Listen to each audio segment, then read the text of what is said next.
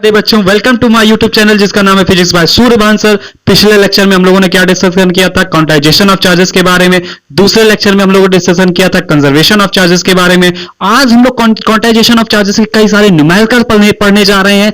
Numerical जिस तरीके से निकलते हैं, जिस टाइप के निकलते हैं, वो सारे न्यूमेरिकल्स हम इस बोर्ड में लिखे हुए हैं। सभी लोग आप लोग नोट कर सकते हैं। अब हम लोग आगे चलते हैं। बात समझिएगा, हम ये कहते थे कि अगर दो बॉडीज को आपस में रब किया जाता है, क्वांटाइजेशन ऑफ चार्ज हम समझा रहे हैं, छोटी सी लैंग्वेज के रूप में समझाएंगे, ज्यादा बड़े तरीके से नहीं समझाएंगे। अगर क्वांटाइजेशन ऑफ चार्ज पढ़ना चाहते हो, बहुत तेजी बोलते हैं, थोड़ा धीरे धीरे बोल रहे हैं, सुनिएगा।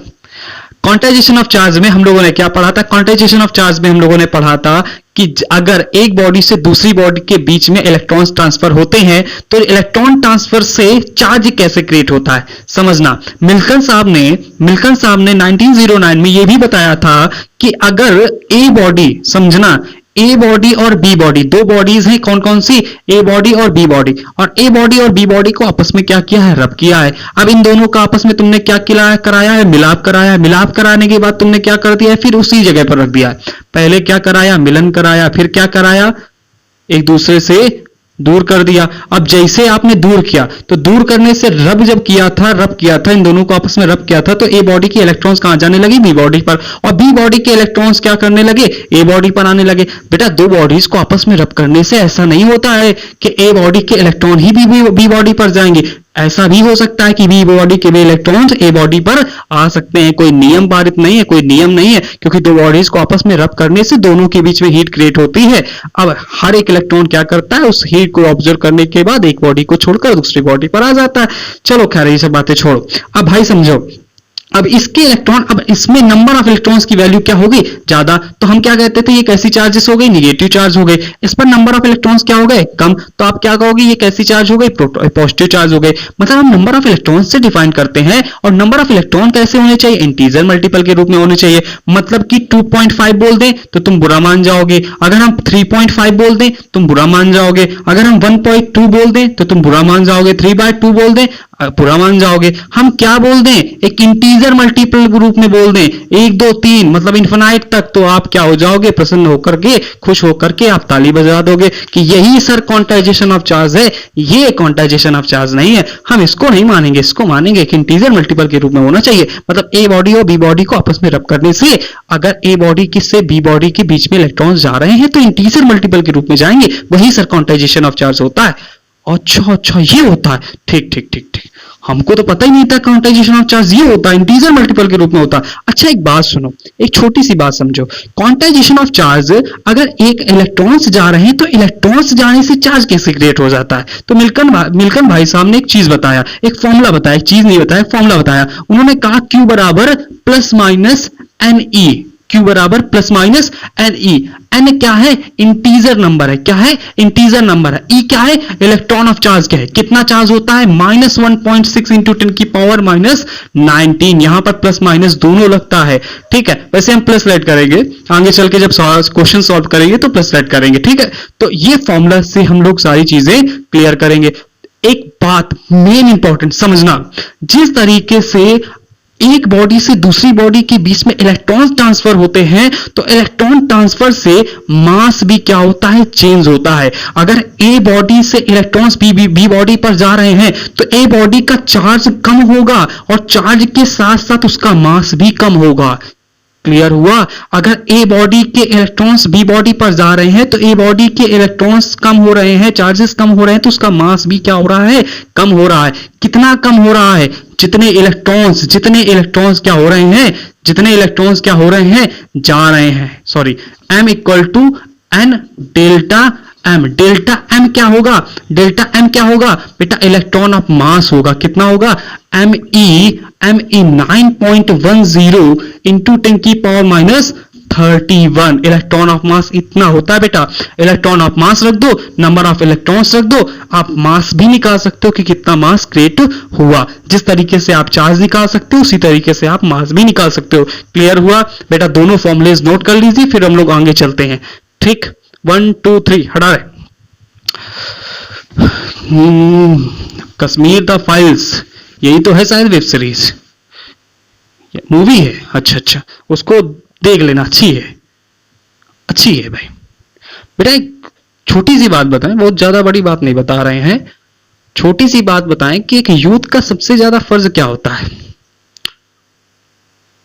कहते सर कुछ नहीं, बहुत ज्यादा फर्ज होता है बेटा, बहुत ज्यादा जिम्मेदारियां होती हैं। आप यही तो नहीं समझते हो, एक यूथ होना बहुत बड़ी जिम्मेदारी का काम होता है। क्यों? क्योंकि जो बुजुर्ग हो रहे होते हैं, जो बुजुर्ग हो रहे होते हैं या मिडिल एज में होते हैं, वो आपको देखते हैं और आप क्या कर रहे हो, आप क्या करते हो, आप क्या करते हो। इस टाइम हम मोस्टली यूथ की बता रहे हैं, ज्यादा हम सबकी बात नहीं बता रहे, मतलब मोस्टली यूथ की बात बता रहे। तो वो कर क्या रहा है, या तो 1.5 लाख की गाड़ी में, क्रेटा है 1.5 लाख की गाड़ी में 150 रुपए का पेट्रोल डलवा करके इधर उधर घुमा रहा है, खुद घूम रहा है, घुमा भी रहा है।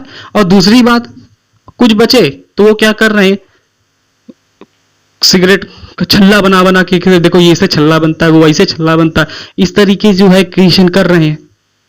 कुछ बचे तो वेब सीरीज, मूवी, इन सब में टाइम वेस्ट कर रहे हैं, गेम्स, इन सब में टाइम वेस्ट कर रहे हैं।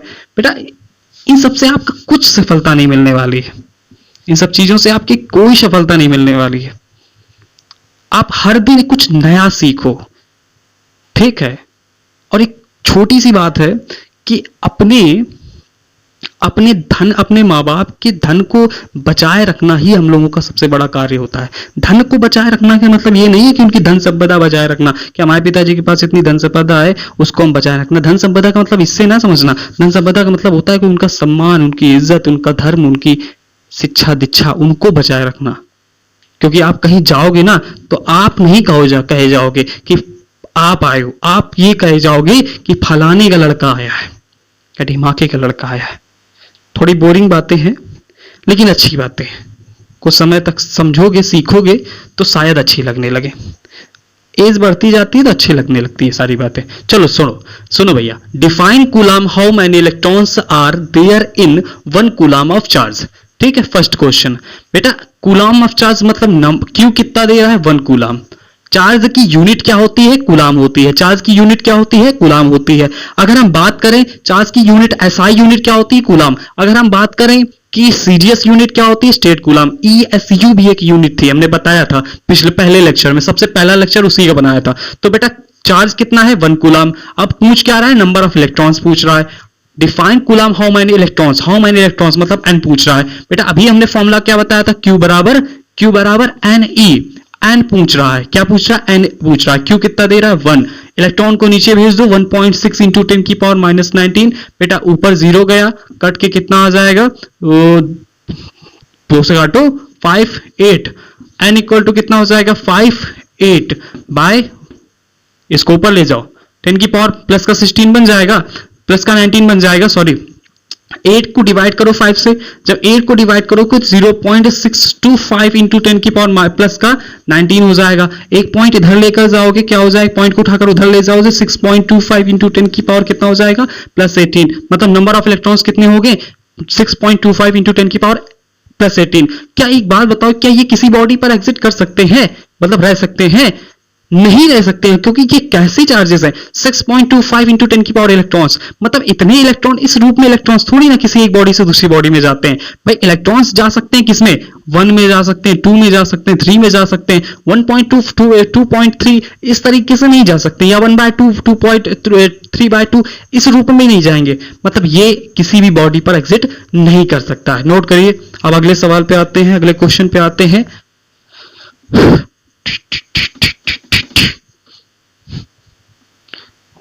चलिए भैया, अब a conductor has 2.4 into 10 की power -18 coulomb of positive charge, how many electrons are in excess. Charges कितना है, चार्ज कितनी वैल्यू दे रहा है, Q बराबर 2.4 इंटू 10 की पावर -18 कूलम, यही तो चार्ज दे रहा है। पूछ क्या रहा है, electrons, number of electrons. N बराबर क्या लगाओगे, Q बराबर क्या लगाओगे, Ne। ठीक है, N क्या लगाओगे, Q/E। ये क्या हो जाएगा, चार्ज। E क्या हो जाएगा, number of charge of electron कितना होता है, 1.6 इंटू 10 की पावर -19। क्लियर हो जाएगा, कंप्लीट हो जाएगा, हटा रहा है बेटा। ठीक, अगले क्वेश्चन पे आते हैं। अगला क्वेश्चन कह रहा है, can a charge of +8 into 10 की power 18 coulomb be given to a body. हमसे कह रहा है चार्ज कितना है बेटा, चार्ज कितना है प्लस क्यू, 8 इंटू 10 की पावर प्लस 18, यही तो चार्ज दे रहा है कूलम। आपसे पूछ क्या रहा है, क्यू बराबर एन ई, एन बराबर क्या हो जाएगा, एन बराबर क्या हो जाएगा, क्यू बाय ई, इसी से फिर निकाल लेना। ये क्वेश्चन आप स्वयं करना, ये क्वेश्चन आप स्वयं करना और आंसर कमेंट में देना, आंसर जो है कमेंट में देना। कोई भी बच्चा कमेंट कर सकता है, जो इंटर की परीक्षाएं देना चाहता है वो भी कमेंट कर सकता है, जो देने वाला है वो भी कमेंट कर सकता है, जो गया है वो भी कमेंट कर सकता है। जय हिंद, अगले लेक्चर में मिलते हैं फिर से।